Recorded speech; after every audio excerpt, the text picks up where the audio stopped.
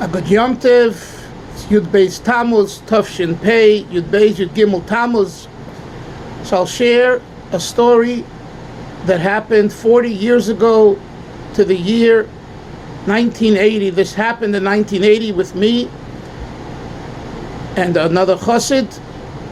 And hopefully it'll be a little inspiration for Yud Beis, Yud Gimel Tammuz, the Chag HaGeula of the Frierdiker Rebbe. And as the Frierdiker Rebbe said, it isn't only for him personally, but for any Yid that's called B'Shem Yisrael, with the name Yisrael. 1980, Yud Beis Tammuz, the Rebbe davened Mincha at 3:15 in the afternoon. And that's my recollection. And I davened Mincha with the Rebbe upstairs in the small zal, the small base medrash. Downstairs, the lights were turned off. It was already summer. The camps were in action. The Bacharim were already were on shlichus, in America shlichus, going before, going after, and the councils in camp. And it was very quiet. It was the middle of the week. I finished davening and I walked down the stairs to the base medrash, to the main hall with the Rebbe Fabrein, and I see a Yid sitting on a bench and learning. I think he was learning Tanya, was learning something, or looking into a sefer, and I hadn't seen this Yid before. I went over to him and I said, Shalom Aleichem, and introduced myself and asked him what's his name, and he said, Dovid Skolnik. And right away I could tell he's a Russian Yid, a Yid from Russia, a Chassid from Russia. And I started to speak to him, and it was very exciting to speak to him. My recollection is he was blind on one eye. And as I'm speaking to him and listening, the art of listening, especially listening to a Chassid, an older Chassid, to take it all in. He's telling me about Yud Beis Tammuz, about those days that he himself experienced in Russia in 1927 and the years after, and the Mesiras Nefesh and the hardships and everything that we read about and hear about in our circles.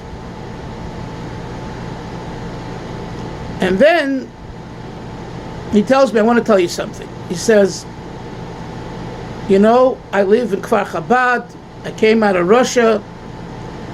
I wrote to the Rebbe years ago. I letter, and then I went into Yechidus.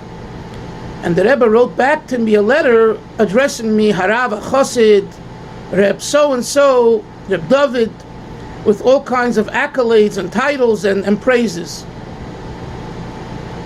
So when I went into Yechidus, I said to the Rebbe, Rebbe, I am not no big Rav Chosid, I'm no big Shliach, I'm no big Goin, I'm a very simple Yid. This was the attitude of great Chassidim and of great Rabbonim in our circles, in Lubavitch.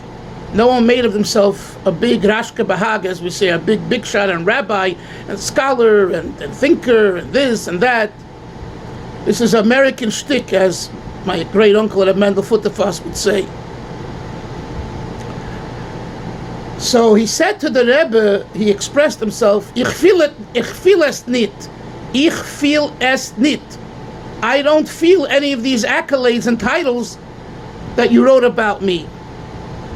And the Rebbe looked at him with his sharp blue eyes, and he said to him, and these are the words that I'll never forget, that Reb Dovid Skolnik told me 40 years ago, Yud Beis Tammuz in 770. The Rebbe said to him, Filin is nit kein muz. You must not have to feel. It isn't obligatory that you feel. If you feel, you feel. If you don't feel, you don't feel. But if a tzaddik, the Rebbe, bestows upon you certain accolades and titles, it is the reality. You do feel it, you don't feel it, it's irrelevant. And those 5 words left an impression and a deep message for the rest of my life. And what is that? Get the job done. Get the shlichus done. Help another yid. You do feel it, that's extra credit. You don't feel it, it makes no difference. It shouldn't detract an iota from your shlichus, from your mission. The same Reb Dovid started to talk to me in Tanya. And I was learning Chasidus at the time. I was in Morristown, and we were talking Chasidus, and it was very enjoyable to hear the way he understood Chasidus, because being a student of Reb Melech Tzvibel and Reb Yoel Khan, they were trained a certain way, they had a certain mahalach. He was a Yid from Russia, and he had a very different approach to Inyanim and Chasidus, and it was very geschmack. And he told me that he had a chaver in Eretz Yisrael, another Russian Yid, Reb Avram Aaron Chain, from the Chain family, could be Berke Chain's a brother. And he said, "Wir reden Chasidus wir zerreißen sich wie Leben," and we tear ourselves apart, we rip ourselves apart like lions in Pshat. And I remember thinking, this idea of Rische de Araisa. It's brought down, the Gemara says, Rische de Araisa, the passion of learning Torah. And we always know that the Litvishim, they're into this Rische de Araisa. And you can see even today on clips online where two Rosh Hashivas are sitting at a wedding, at a chasana, and they're talking, learning Gemara and Tzos and everything else, and they're tearing each other apart, and they use and do b'fashteish kein Wort. You don't understand anything. This is a certain style. I've written about this in the Litvisha world, certain Litvisha Mahalchim, where it's an inyan within Torah to rip yourself apart. It's not because you seek to humiliate the other person, to embarrass the other person. On the contrary, it's the greatest kavod Torah if you are misasik, if you're involved in that approach to Torah called Rische Daraisa. So this Reb Dovid Skolnik told me how he and Avram Aaron Chain, tear each other apart, Pshat and Tanya. So it reminded me of this Rische Daraisa in Chasidus. So this is a story that happened 40 years ago.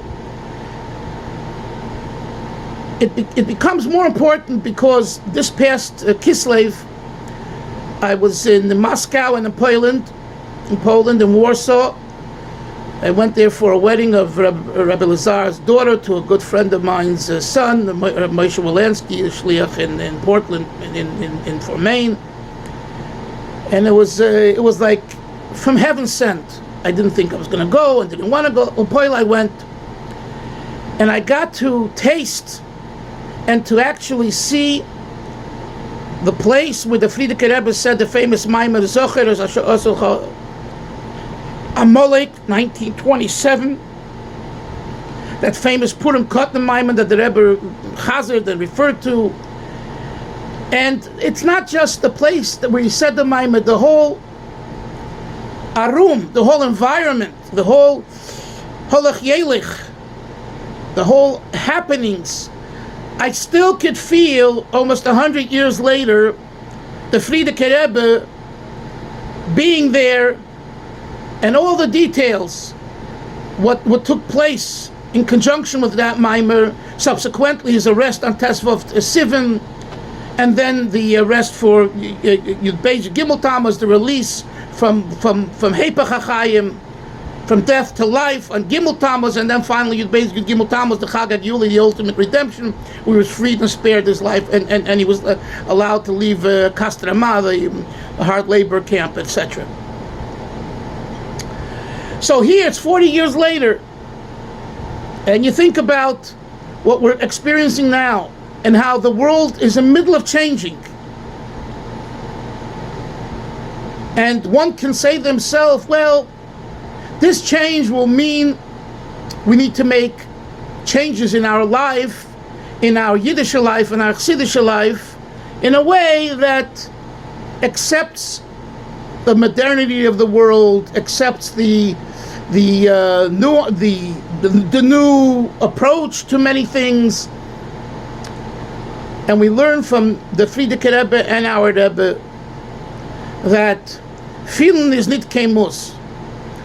Whether you understand or you don't understand, or you feel or you don't feel, the bottom line is Chasidus Chabad is eternal. What the Alter Rebbe and the Rabbeim taught us and teach us is Lo'olam Vod, is eternal. And there are no changes. In the Nekuda, there's no changes. In the quintessential Nekuda point of what Lubavitch and Chabad's all about, there are no changes. You don't feel it. On the contrary, you feel otherwise, because we're going through an epidemic and the entire economy is turning sour, and people are running this way, running that way. So what? So what? Is this the first time in our history? Not only history, Jewish history. Is this the first time in our Lubavitch, our Chabad history, that we've experienced hardships? We're used to this. This for us should be bread and butter. So Bamela, what do we need to do? What do we need to do for Yud Beis Tammuz? Tafshin Pei. We need to practice and implement feeling is nit kein muss. We need to do Ma'aseh B'Poel, what the Rabbeim, what our Rebbe teaches today. And what does he teach? Avas Yisrael, loving another Yid. The same Reb Dovid Skolnik, who's talking to an 18 to 20-year-old bacher. How old was I? 1980? Yeah, like 19, 20, whatever. An American. And he is a Baal Mesiras Nefesh, and I'm a Yankee Doodle. He took the time, and we spoke, I remember now, from 3:30 till 6 o'clock. I remember looking at the clock, and 770 was dark and quiet.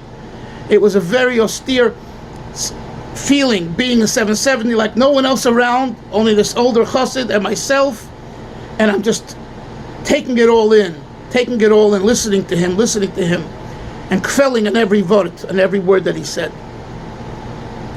The Rebbe is talking to us every single day. The Rabbeim are teaching us. The Frierdiker Rebbe's Chag HaGeula kept Yiddishkeit alive, and the results we see now. When I was in Russia this December, this Kislev, it was like super. You couldn't believe what we saw. Kosher stores, minyanim, children's programs. Lubavitch leapt big time.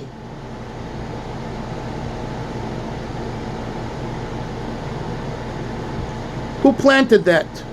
That seed was planted by the Frierdiker Rebbe, and the Rebbe told even the chassid like Rabbi the Masbid, who davened for hours and learned Chasidus and everything else, and the famous words of the Frierdiker Rebbe to Rabbi Eib de Tusten Tashbar bist du meiner.